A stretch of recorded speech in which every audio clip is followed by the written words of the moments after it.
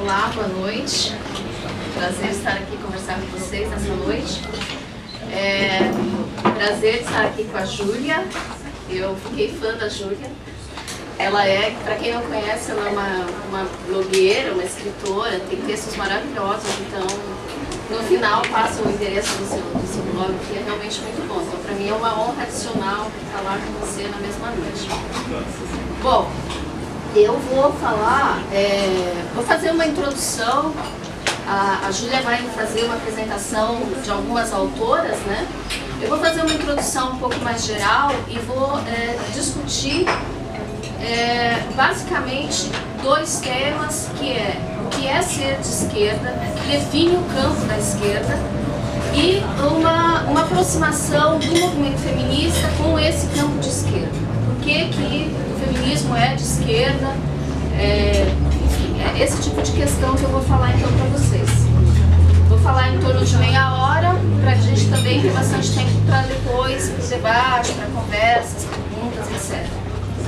Bom, a primeira coisa que eu gostaria de falar então é colocar uma questão, né? O que é ser de esquerda e o que é ser mulher de esquerda? Qual a especificidade de ser uma mulher de esquerda hoje? Então, essa é uma primeira questão que deve ficar assim, pontuando um pouco toda a nossa reflexão aqui. A segunda questão é lembrar, né, que a gente tem sofrido um movimento histórico interessante no Brasil.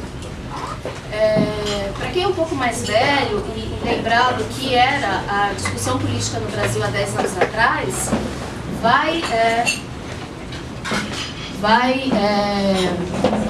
lembrar que até muito recentemente ninguém, ou muito pouca gente, se definia como de direita no Brasil. Era como se a gente não tivesse partidos de direita. A gente tinha a esquerda e o centro, uma coisa meio indeterminada, né?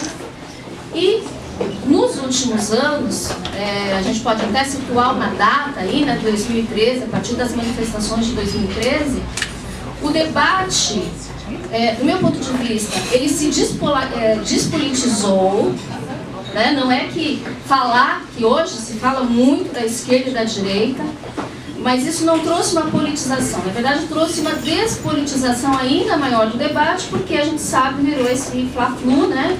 Coxinhas de um lado, petralhas de outro, e a essência do debate político se perdeu nesse tipo de nomenclatura, né? Muito mais do que realmente uma coisa mais de um conteúdo, por assim dizer.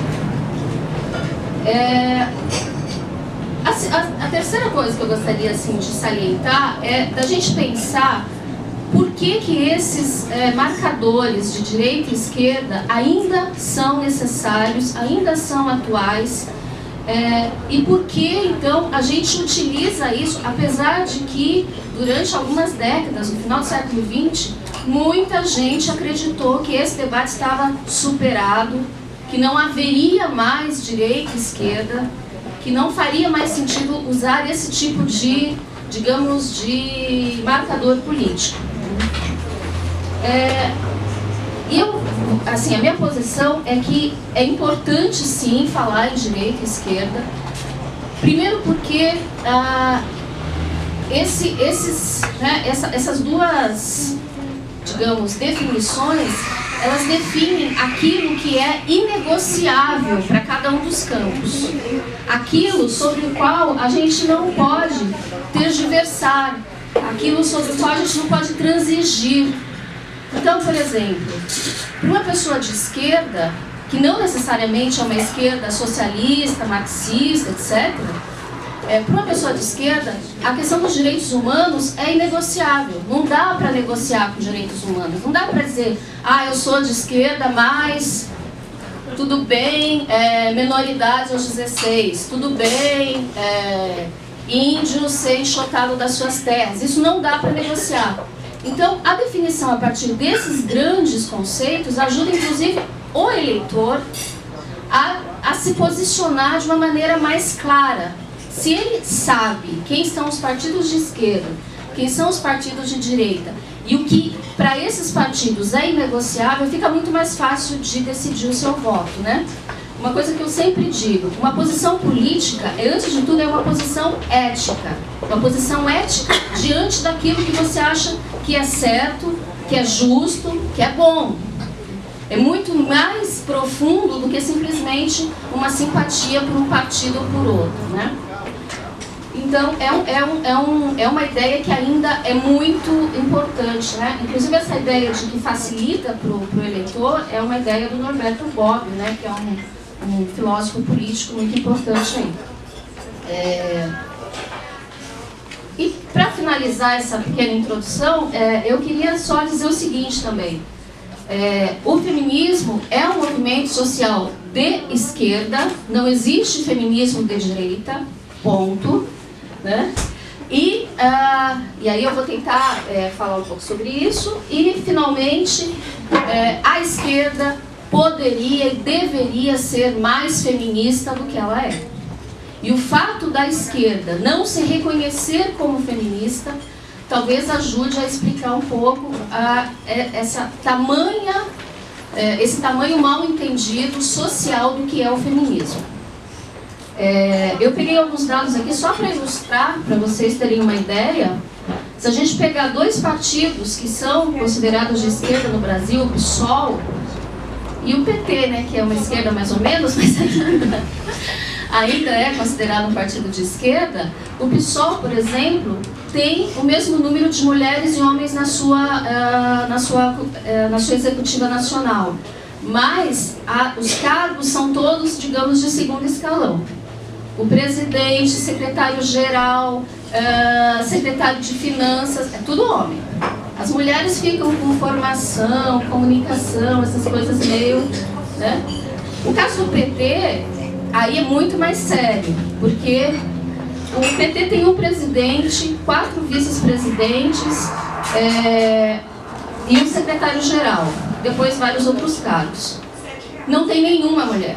Presidente, 4 vice-presidentes, enfim. A primeira mulher a aparecer na lista dos diretores, né, da diretoria da Executiva Nacional do PT, é a nossa senadora aqui, a Gleice Hoffmann, como líder da bancada no Senado. Só. Né? Então, assim, o corpo diretor do partido é todo masculino. Não é só por isso que eu digo que a esquerda poderia ser um pouco mais feminista, mas eu acho que são dados que ilustram um pouco a ideia, o indicativo, exatamente. Bom, então vamos entrar aqui. O que é, então, ser de esquerda? A gente tem, assim, uma discussão bastante vasta, né? Muitos autores que tematizam essa questão. Eu vou citar aqui alguns poucos, só para a gente ter uma definição assim, operacional, né? Instrumental, uma coisa que funcione na cabeça de todo mundo. Então, ser de esquerda é isso, ser de direita é aquele outra coisa, né? Uma coisa didática. Assim. Então, para o Bobbio, no livro Direita e Esquerda, Razões e Significados de uma Distinção Política, a esquerda, ela visa essencialmente promover a igualdade entre os seres humanos.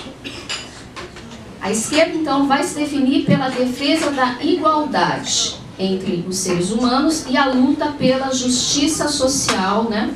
E também, consequentemente, a distribuição de renda. E a direita, por outro lado, ela visa, então, defender, o modus operandi da esquerda, da direita, desculpa, ela vai defender a manutenção da ordem e do Estado mínimo, né? A ideia de que o Estado não deve se imiscuir muito nas questões sociais, políticas e econômicas. O Bresser Pereira, né, nosso ex-ministro,